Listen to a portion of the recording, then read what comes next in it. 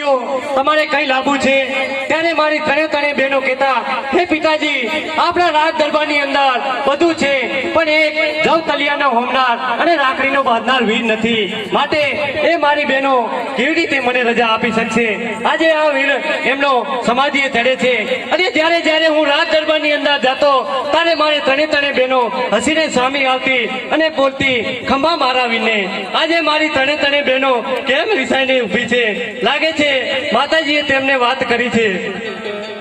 હે બેની મારી વિદાયું હે આપોને અમને એ સમાધિ મેરા જાય છે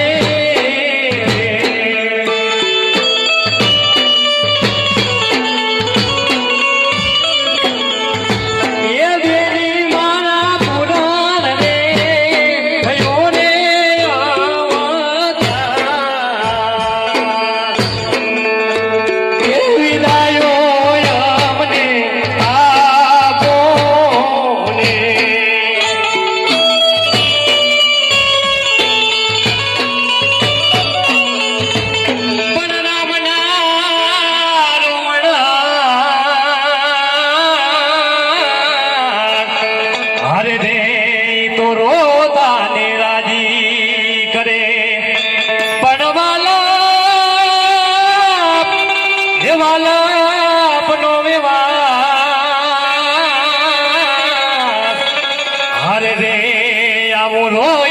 बतावे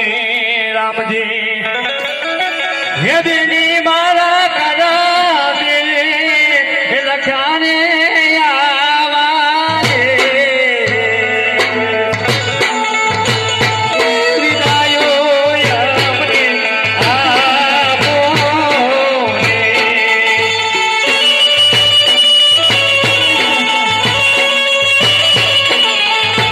ये दिनी मारा पूरा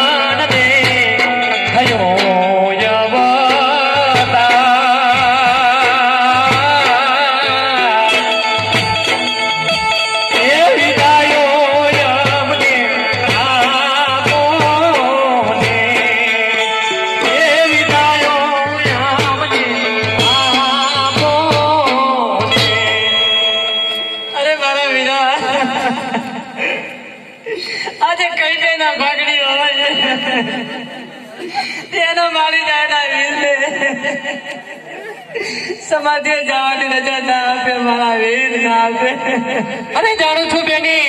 આજે તમારી દાના લીધે મેં અવતાર ધારણ કર્યો છે મારી બહેનો આજે તમારા આંખમાં આંસુ શોભા નથી દેતા મારી બહેનો આજે જ્યારે તમને વાંચ્ય મેળા ભાગવા માટેથી મારી બહેનો અવતાર ધારણ કર્યો તો મારી બહેનો અને આજે તમારા આંસુથી આ પોકરણગઢની અંદર એક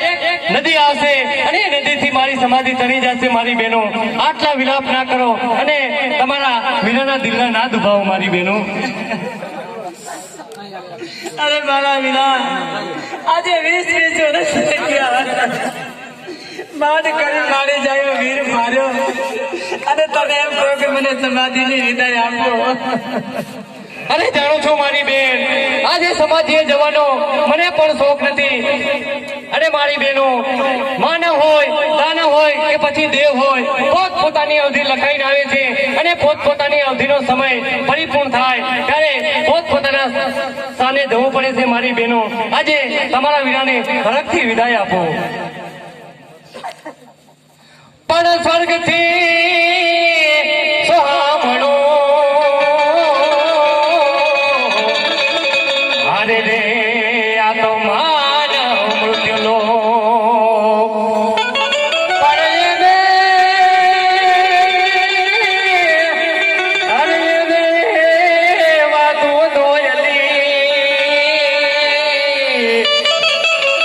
અરે રે આવો એક મરણને બીજો હે આવી જુગ જુગની તો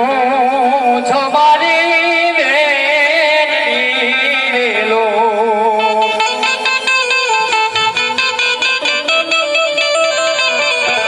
જુગ જુગનો છો તારો વીરા રે જુગ જુગની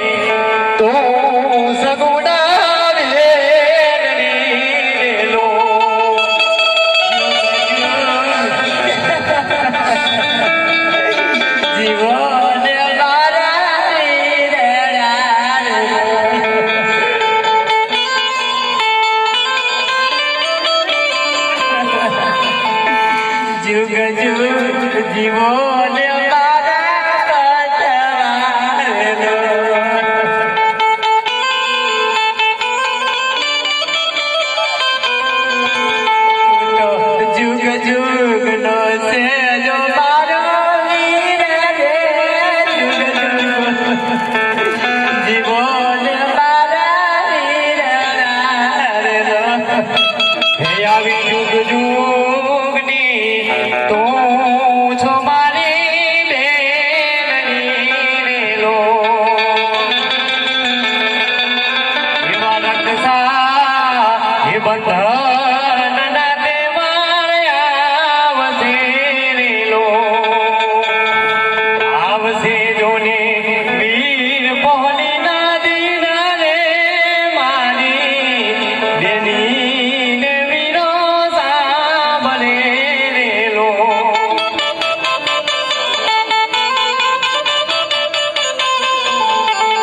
હે બે